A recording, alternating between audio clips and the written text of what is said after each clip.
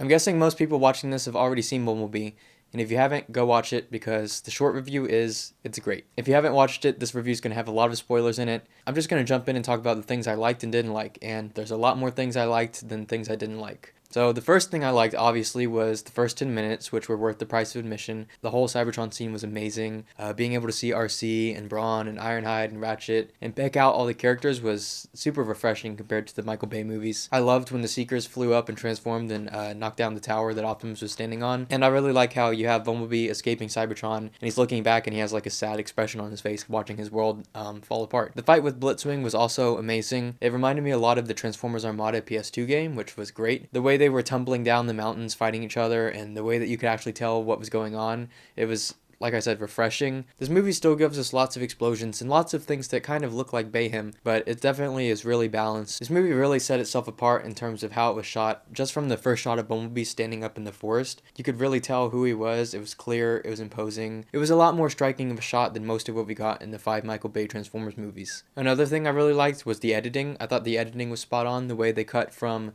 Bumblebee's failing vision to Charlie's alarm clock. Things like that were just really slick. The movie always flowed, it always kept pace, it never felt awkward or rushed or too slow. I liked how every gag in the movie was really purposeful, like when Dropkick and Shatter landed on Earth and they smashed the guy's car. Everything really went with the story and wasn't distracting or anything, especially stuff like Bumblebee egging the house. Like, the theater I was in was really laughing at that stuff, and it helped move the story along.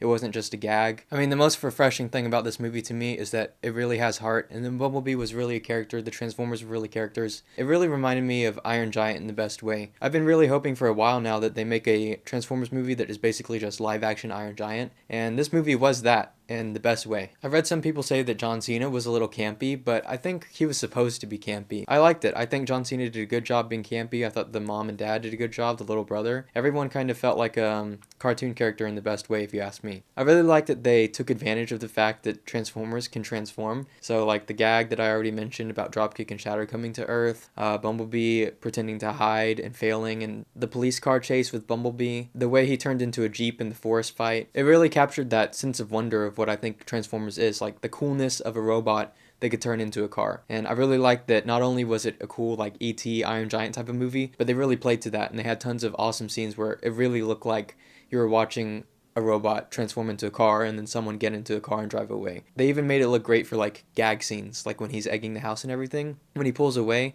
that was one of my favorite shots of the movie. Dropkick and Shatter also looked really great too. I really liked how they pulled off the triple changer thing. It was really fun to see Dropkick drive and then turn into a helicopter in midair and then Bumblebee throw the chains at him. I thought that was really awesome. It really gave me that sense of wonder that I felt when I was 12 playing the Armada video game or watching the show on TV. All of the Transformers designs strike a real balance between G1 and the live action feel. Everything on Cybertron was pretty much all just amazing Transformers fan service, especially like when Soundwave ejected Ravage and then Ravage makes the original transformation sound and then he goes after Optimus. That was all just great. I thought the soundtrack and the score were pretty good. The 80s soundtrack fit pretty naturally. It was clear that they were trying to bring the score close to the Michael Bay live action movies, which I kind of wonder if it could sound better if they didn't try to do that. But it still worked. I mean, I have no complaints about it. One little detail that I noticed that I liked was that every time it showed Bumblebee's little kind of computer vision, robot vision stuff, it was through his mask. Because it's never made sense to me that robots have to see like diagrams of what they're seeing and words pop up and little squares to focus on things. Like, you see that stuff and it's like, how are they seeing anything with all this stuff in the way? Some things I didn't like about this movie. Really, I can't think of anything that I really didn't like. I've actually seen the movie 3 times now, and I don't think there's anything that I really dislike. The first time I watched it, I thought it was a little bit cheesy. Stuff like the little diving subplot, the mean girls at school that pick on her. It all felt really cliche and obvious. But the second time I watched it, I came in expecting what I think is basically like the tone of a kid's movie, like an innocent thing where all the characters are caricatures basically, and none of that stuff felt cheesy to me anymore. And you can say that stuff like the little diving subplot was cliche, but for one thing, I didn't think it felt really forced. I mean, I didn't see it coming until she was right about to jump at the end with Bumblebee. But honestly, cliches really work. I mean, this is going to be some kid's first experience with Transformers, and all those familiar beats and cliches and things are going to be really effective. And That's really exciting. I think the team really wanted to make a heartfelt Transformers movie, and I think they did a good job. If I had to pick out another thing I didn't like, it would be the whole Bumblebee's name thing, where everyone was calling him B-127 until Charlie called him Bumblebee. It was a little bit too cheesy for me, and it didn't really make sense that Cliffjumper was out there calling himself Cliffjumper already, but Bumblebee had like this random number in his name. So yeah, when I talk about this movie with my friends, I try not to be biased, but honestly, I can't think of many things that I would change about this movie. I think it's really great.